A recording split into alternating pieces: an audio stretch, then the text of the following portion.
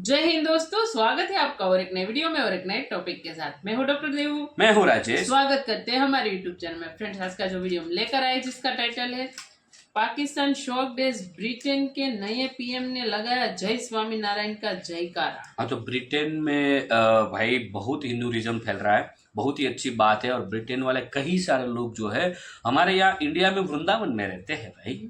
और राधे कृष्ण कृष्ण कृष्ण, ठीक है। आपने वो भी सुना, राधे वाला वो मैडम गाती है ना कृष्ण भगवान का, वो भी ब्रिटेन के हैं। और ब्रिटेन के जो प्रधानमंत्री वहाँ के जो बने हैं, वो पहले अब ये वीडियो देख लो, मैं कहाँ भाषण करने बैठ गया भाई। पहले आप भी उतावले हो रहे होंगे। वीडियो देख के दोस्तों आशा करेंगे पसंद आएगा, और पसंद आए तो लाइक और शेयर जरूर से कर दीजिएगा। चैनल पर पहली बार है सब्सक्राइब नहीं, साथ में सब्सक्राइब भी कर दीजिएगा। चलिए फटाफट वीडियो शुरू करते हैं। चलिए स्टार्ट करते हैं। जय Swami Narayan.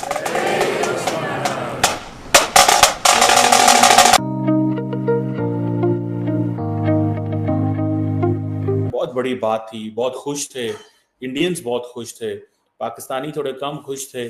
And Prime Minister Narendra Modi speaks with Keir Starmer. Prime Minister Modi congratulated him on being elected as the Prime Minister of the United Kingdom. Labour के प्राइम मिनिस्टर आ रहे हैं, वो कह रहे हैं हम इंडिया के साथ जो है वो अपना ट्रेड एग्रीमेंट जल्दी से जल्दी करेंगे। सो ये चीजें जो है ना, that tells us a story. तो हमें पता ये चला कि इंडियन अमेरिकन्स की सैलरीज सबसे हाईएस्ट हैं अमेरिका में। मेरा ख्याल है पाकिस्तान के बारे में तो उन्होंने कहा ये सबसे ज्यादा रेसिस्ट हैं, ये सेक्सुअल अटैक्स ये करते हैं, मतलब जिसे वो कहते हैं ना, ये इस तरह की स्टेटमेंट जो है वो हुई। और इसी के साथ खबर ये है कि कुआलालंपुर मलेशिया में बैगर्स पर क्रैकडाउन किया गया है। 80 बैगर्स पर क्रैकडाउन किया गया, जिसमें से 77 बैगर्स पाकिस्तानी निकले। कीर स्टारमर तो यहाँ तक बोल चुके हैं कि ब्रिटेन में रहने वाले हिंदुओं के खिलाफ जो नफरत फैलाई जा रही है उसे किसी भी कीमत पर रोकना होगा। तो जी कहा यह जा रहा है गवर्नमेंट की तरफ से कि 6 मुहर्रम से लेके 11 मुहर्रम तक जो है वो सोशल मीडिया बंद रहेगा, कंप्लीटली बंद रहेगा। तो क्या वजह है कि दूसरे मुल्कों में जो बैगर्स पकड़े जाते हैं उसमें इतनी बड़ी तादाद पाकिस्तानी बैगर्स की ही होती है? कीर स्टारमर ने अपने चुनावी मैनिफेस्टो में सबसे पहले ये वादा किया था कि वो प्रधानमंत्री बनते ही भारत के साथ फ्री ट्रेड एग्रीमेंट करेंगे। लेकिन क्वेश्चन ये है यार कि इस तरह तो ना करें। हेलो फ्रेंड्स, जय हिंद। हिंदुस्तान स्पेशल में आपका स्वागत है दोस्तों। जैसा कि दोस्तों आपने क्लिप में देखा, ब्रिटेन के नए बने प्रधानमंत्री कीर स्टारमर ने जय स्वामी नारायण का जयकारा लगाया। वह लंदन के किंग्सबरी के स्वामी नारायण मंदिर पहुंचे थे।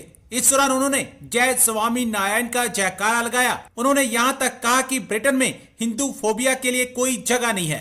कीर स्टारमर के ब्रिटेन के प्रधानमंत्री बनते ही प्राइम मिनिस्टर नरेंद्र मोदी ने शनिवार को कीर स्टारमर के साथ फोन पर बातचीत की और उन्हें ब्रिटेन के प्रधानमंत्री के तौर पर पदभार ग्रहण करने व लेबर पार्टी की जीत पर बधाई दी।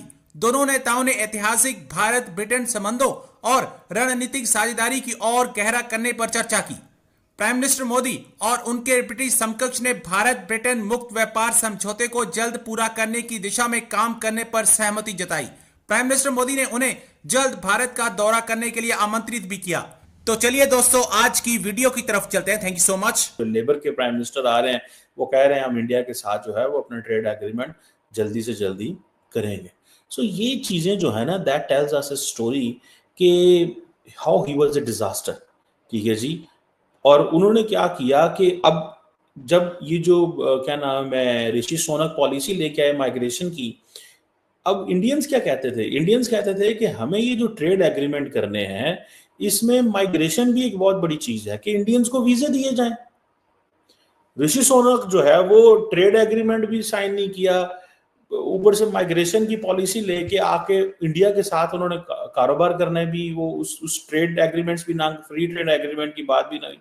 आपको याद होगा डॉक्टर जयशंकर पहले कहते थे यार ये हमें तो सारे पूछते हैं कि हम इंडिया अमेरिका के साथ, उसके साथ बर्तानिया के साथ फ्री ट्रेड एग्रीमेंट क्यों कामयाब नहीं हो रहा है, कभी बर्तानिया से भी पूछो। ठीक है जी। सो ये चीजें हैं। अब इंडियन बिजनेसमैन जो हैं, जिसे वो कहेंगे ना, वो सुनक से बड़े परेशान थे। ठीक है जी। अब जो नई पार्टी लेबर पार्टी है वो आ गई है, बड़ी मेजॉरिटी में आई है, उनको किसी की जरूरत भी नहीं है। जिसे जिसे वो कहेंगे ना, वो समझ जाए बस ठीक है हमने अब आना था, आ गए हैं और कहा तो ये जा रहा है कि टोनी ब्लेयर के बाद ये जो वजीर आजम आए हैं ये कोई ऐसा बड़ा इम्पैक्ट करेंगे, पता नहीं करेंगे कि नहीं करेंगे। तो हमें पता ये चला कि इंडियन अमेरिकन की सैलरीज सबसे हाईएस्ट है अमेरिका में। अब आप जानते हैं कि अमेरिका में क्योंकि ये कंट्री लैंड ऑफ इमिग्रेंट्स कहलाता है, तो पूरी दुनिया से लोग यहाँ पर आकर बसे और यहाँ पर आकर सेटल्ड हुए। अब उसमें जापानीज़ भी हैं, ताइवानीज़ भी हैं, फिलिपीनीज़ भी हैं, पाकिस्तानीज़ भी हैं, बहुत सारी नेशनैलिटीज़, यानी उन कंट्रीज से ताल्लुक़ रखने वाले लोग या तो उन कंट्रीज़ में बॉर्न हुए, यहाँ पर आकर सेटल्ड हुए, या उनके फोर फादर्स का उन कंट्रीज से ताल्लुक़। तो इसमें जो हाईली पेड वर्कर्स हैं उनका ताल्लुक़ इंडिया से है, वो इंडियंस हैं, Indian Americans, highly paid workers America में। अच्छा, अब मैं आपके सामने वो डेटा रखती हूँ और ये 22-23 का डेटा आपके सामने रख रही हूँ, तो ज़ाहिर है कि एक साल में कोई इतना ज़्यादा फ़र्क तो नहीं पड़ा होगा ना। इसमें यह है कि इंडियन अमेरिकन जो हैं वो पहले नंबर पर हैं, जो कि $100,000 से ज़्यादा सैलरी लेते हैं। सेकंड नंबर पर फिलिपिनो अमेरिकन हैं, 83,000 से ज़्यादा है। ताइवानीज़ अमेरिकन थर्ड नंबर पर आते हैं, तीसरे नंबर पर, और उनकी 82,000 के लगभग सैलरी कही जाती है। श्रीलंकन अमेरिकन जो हैं वो फोर्थ नंबर पर आते हैं और $74,000 उनकी बताई जाती है, इतने करीब। उसके बाद फिफ्थ नंबर पर आते हैं जापानीज़ अमेरिकन। अब आप ये देखिए कि मेरा ये ख्याल था कि जापानीज़ तो पहले नंबर पर होंगे। जापान देखिए आप, मतलब कंट्री, और वहाँ से जापानीज़ जो होते हैं वो बड़े इंटेलिजेंट कहे जाते हैं, लेकिन जापानीज़ यहाँ पर काफ़ी नीचे के नंबरों पर हैं। उसके बाद फिर आता है मलाइशियन अमेरिकन्स। अच्छा, मलाइशियन अमेरिकन्स के बारे में मैं ऐसा नहीं सोच सकती थी कि ये इतने हाईली पेड वर्कर्स होंगे, जो कि $70,000 इनकी कही जाती है। अच्छा, फिर इसके बाद चाइनीज़ अमेरिकन्स आते हैं। चाइनीज़ अमेरिकन्स का ग्रुप भी मेरा ये ख्याल था कि ये भी काफ़ी ऊंचे ऊपर के नंबरों पे होंगे, लेकिन ऐसा नहीं है। और चाइनीज़ अमेरिकन्स के बाद आते हैं पाकिस्तानी अमेरिकन्स, यानी पाकिस्तानी आ गए कौन से नंबर पर? 8वें नंबर पर। 8th नंबर पर पाकिस्तान है और पाकिस्तान से ऊपर चाइनीज़ अमेरिकन्स हैं। तो अमेरिका में रहने वाले जो चाइनीज़ हैं वो पाकिस्तान से बस थोड़ा सा ही ज़्यादा कमाते हैं, अगर इसको इस तरह देखा जाए। और जबकि पाकिस्तान के अंदर जो चाइना है उसका डंका बजता है, यानी पाकिस्तान ने चाइना से इतना कर्ज़ा ले लिया है कि अब ये कहा जाता है कि उतरेगा कैसे ये कर्ज़ा, अब कैसे ये डेट उतारेंगे, कैसे इससे निकलेंगे। और जबकि अमेरिका में रहने वाले पाकिस्तानी और चाइनीज़ के बीच देखें आप कितना थोड़ा फ़र्क है, क्योंकि जो चाइनीज़ अमेरिकन हैं उनकी $69,000 से ज़्यादा है और पाकिस्तानी अमेरिकन की $66,000 के करीब बताई जाती है। अच्छा, पाकिस्तानी अमेरिकन के बाद वाइट अमेरिकन हैं। अब आप ये देखिए कि यहाँ पर रहने वाले जो वाइट हैं वो यही सोचते हैं ना, आमतौर पर तो सोचा जाता है, अगर किसी से आप ये सवाल करें तो वो कहेंगे हाँ जी, जो वाइट हैं यहाँ के वही ज़्यादा कमाते होंगे, सबसे ज़्यादा हाईली पेड उन्हीं का होगा, लेकिन नहीं, ऐसा नहीं है। और फिर जो वाइट अमेरिकन हैं उनकी $59,000 जो है वो कही जा रही है। उसके बाद कोरियन अमेरिकन आते हैं और फिर इंडोनेशियन अमेरिकन हैं, फिर उसके बाद the average American, Thai American, Bangladeshi American बिल्कुल नीचे के नंबरों पर $50,000 कही जा रही है। फिर नेपाली अमेरिकन आते हैं और फिर Hispanic, Latino and African American सबसे आखिरी पॉइंट पर। ये कई जगहों पर डेटा जो है शेयर हो चुका है। मैं देख रही थी कि जो हर्ष गोइनका हैं उन्होंने भी शेयर करवाया हुआ है कि why Indians are earning the highest in USA. Thank you दोस्तों वीडियो को यहाँ तक देखने के लिए। देखो, पाकिस्तान की तो एक चीज़ पक्की है, वो ये है कि कोई भी देश का कोई भी बंदा भारत का नाम ले लिया और उसमें भी हिंदू का कोई भगवान का नाम ले लिया, मतलब जल के वो लोग खाक हो जाएंगे। ठीक है, पक्का है। जैसे कि इन लोगों को हर एक चीज़ में प्रॉब्लम आती कि भाई अब ये नए प्राइम मिनिस्टर आ गए, इंडिया के साथ इतना ट्रेड कर लेंगे, इतने ट्रेड एग्रीमेंट स्टार्ट, पर होंगे क्यों नहीं होंगे?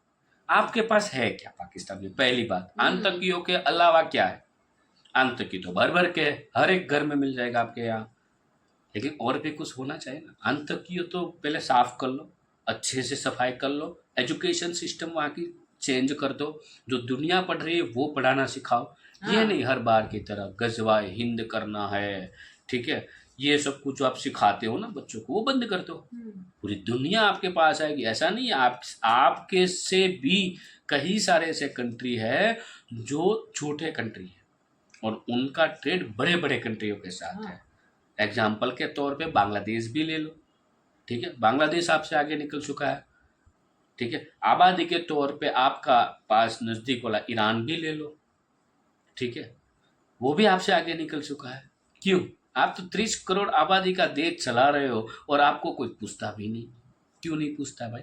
30 करोड़ की आबादी कई सारे देश की नहीं है, हाँ। फिर भी वो आपसे आगे है। जर्मनी ले लो, आपसे आगे है। वो तो छोड़ दो, जर्मनी से तो कोसों दूर हुआ। आपके तो बस एक ही चीज करनी है ना, जिहाद जिहाद। जिहाद। सबसे प्यारी आपकी चीज। एक दिन ऐसा आएगा कि पाकिस्तानियों खुद पाकिस्तान में जिहाद करेंगे, जो कि स्टार्ट तो हो कर ही चुका है, रहे ना, क्या धीरे नया? धीरे स्टार्ट हो चुका है। उसका स्पीड पकड़ेगा पाकिस्तान।